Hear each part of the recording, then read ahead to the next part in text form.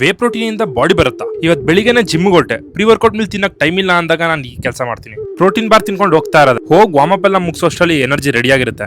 ಇವತ್ತು ಯಾವ್ದು ಸೆಷನ್ ಇರಲಿಲ್ಲ, ಆರಾಮಾಗಿ ಜಿಮ್ ಮುಗಿಸಿ ವಿಡಿಯೋ ಶೂಟ್ ಮುಗಿಸಿ ವಾಪಸ್ ಮನೆಗೆ ಬಂದು ಮೀಲ್ ತಿಂದು ನಿಮ್ ಎಲ್ಲಾ ಡಿಎಮ್ಸ್ಗೂ ರಿಪ್ಲೈ ಮಾಡಕ್ ಸ್ಟಾರ್ಟ್ ಮಾಡಿದೆ. ಕೆಲವೊಂದು ಕ್ವಶನ್ಸ್ ಹೇಗಿತ್ತು ಅಂದ್ರೆ, ವೇ ಪ್ರೋಟೀನ್ ತಗೊಂಬೋದಾ, ಯಾವ ಬ್ರ್ಯಾಂಡ್ ತಗೊಬೇಕು, ವೇ ಹಾಲಿಂದ ಮಾಡ್ತಾರೆ ಅಂದ್ರೆ ಹಾಲೇ ಕುಡಿಬೋದಲ್ಲ, ವೇ ಯಾಕೆ ತಗೊಬೇಕು, ಈ ತರ ಕ್ವಶನ್ಸ್ ಬರ್ತಿತ್ತು. ನೀವು 25 ಗ್ರಾಮ್ ಪ್ರೋಟೀನ್ ನ ಬರೀ ಹಾಲಿನೇ ತಗೋಬೇಕು ಅಂದ್ರೆ ನೀವು 800 ml ಹಾಲು ಕುಡಿಬೇಕು, which is 600 calories and 30 grams of fat ಇರುತ್ತೆ ಅದರಲ್ಲಿ. ಅಂಡ್ ತುಂಬಾ ಜನದ ಓವರ್ ಆಲ್ ಡೇ ಕ್ಯಾಲರೀಸ್ ಅಲ್ಲಿ ಅರ್ಧ ಇದ್ರಲ್ಲೇ ಮುಗ್ದೋಗುತ್ತೆ. ಬಟ್ ವೇ ಅಲ್ಲಿ 120 to 150 ಕ್ಯಾಲರೀಸ್ ಅಲ್ಲೇ ಮುಗ್ದೋಗುತ್ತೆ. ಅಂಡ್ ಫ್ಯಾಟ್ ಕೂಡ ತುಂಬಾ ಕಡಿಮೆ ಇರುತ್ತೆ. ಹಾಗಿದ್ರೆ ನೀವು ಪ್ರೋಟೀನ್ ತಗೊಬೇಕಾ? ಇಲ್ಲ, ಪ್ರೋಟೀನ್ ಅವಶ್ಯಕತೆನೇ ಇಲ್ಲ.